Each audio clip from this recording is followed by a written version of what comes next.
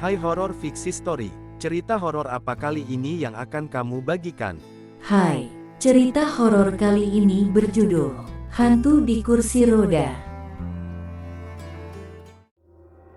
Siang itu aku dapat kabar dari pamanku, kalau kakakku yang kuliah di Jogja mengalami kecelakaan sepeda motor, dan dia dirawat pada sebuah rumah sakit di pelosok kota Jogja. Nama kakakku adalah Rina. Selama kuliah di Jogja, dia memutuskan untuk tinggal di rumah paman kami. Jam 3 sore aku berangkat dari Solo menuju Jogja. Dan sekitar jam 5 sore, aku baru nyampe di rumah sakit tempat kakakku dirawat. Bangunan rumah sakit itu seperti sudah berumur tua. Tembok bagian depannya sudah ditumbuhi lumut dan tumbuhan menjalar. Aku segera memarkirkan sepeda motorku. Aku sempat ngeri melihat bangunan rumah sakit itu. Tapi aku tepiskan ketakutanku itu dengan berdoa dan mikirin keadaan kakakku. Setelah sampai di bangsal tempat kakakku dirawat, aku melihat dia. Kondisinya cukup parah. Kakinya patah dan harus menjalani operasi. Singkat cerita, tak terasa waktu telah menunjukkan pukul 11 malam. Aku memutuskan untuk tidur dan bergegas menuju tikar yang aku gelar di samping bangsal, dekat toilet. Aku langsung merebahkan tubuhku yang lelah karena seharian beraktivitas. Aku langsung terlelap dan bermimpi. Di dalam mimpi itu, aku melihat cahaya putih kecil. Namun tiba-tiba berubah membesar dan semakin membesar, sampai berwujud sesosok pocong. Pocong itu wajahnya sangat mengerikan. Di hidung dan mulutnya tersumpal kapas yang mulai membusuk. Tiba-tiba aku terbangun dengan diliputi rasa takut. Alhasil, aku gak bisa tidur lagi sampai azan subuh terdengar. Seminggu setelah kakakku dirawat dan dioperasi, akhirnya dokter mengizinkan kakakku pulang. Sore itu aku bersama keluarga paman pulang dari rumah sakit menuju rumahnya. Sementara paman gak bareng sama kami. Katanya beliau mau ke toko dulu untuk membeli kursi roda buat kakakku.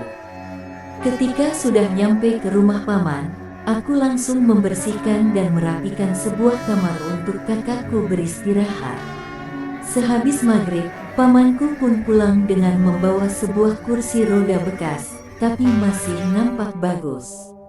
Langsung saja kakakku memakai kursi rodanya malam itu. Aku temani dia jalan-jalan di halaman belakang. Tak terasa, jam sudah menunjukkan pukul 10 malam. Kami pun bergegas menuju kamar untuk beristirahat.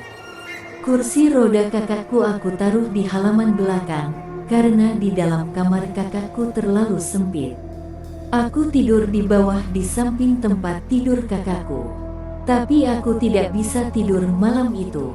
Udara terasa sangat dingin.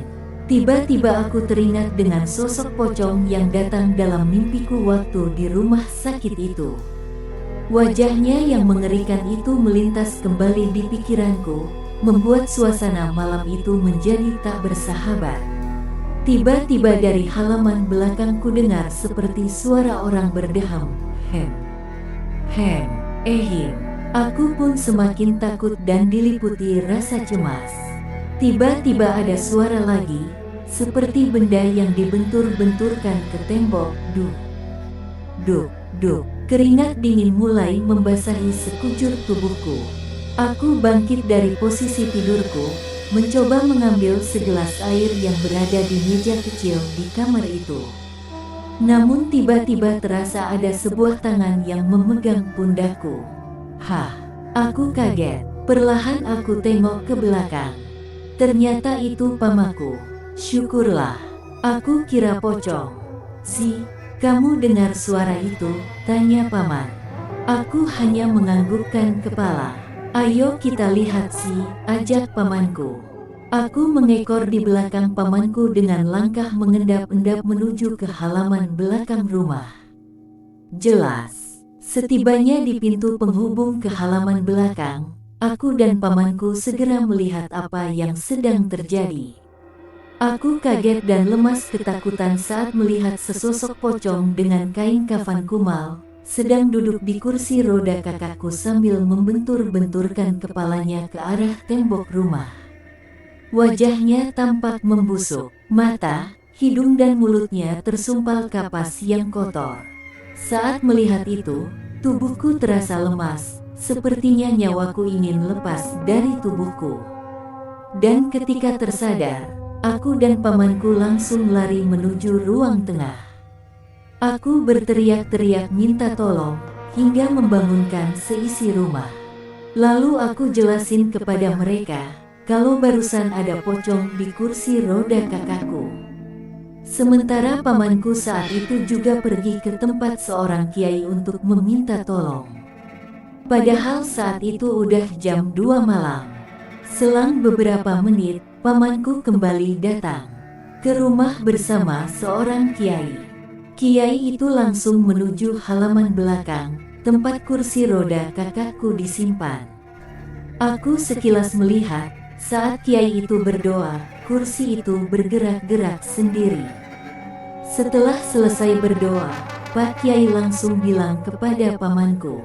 Katanya kursi roda itu merupakan kursi roda bekas kecelakaan oleh pemiliknya terdahulu. Pemiliknya dulu meninggal karena tertabrak truk saat sedang berada di kursi roda tersebut. Dan kini arwahnya tak mau lepas dengan kursi roda yang selalu menemaninya semasa hidup. Sebaiknya kursi roda itu secepatnya dilebur ke Sungai Bengawan Solo, kata Pak Kiai.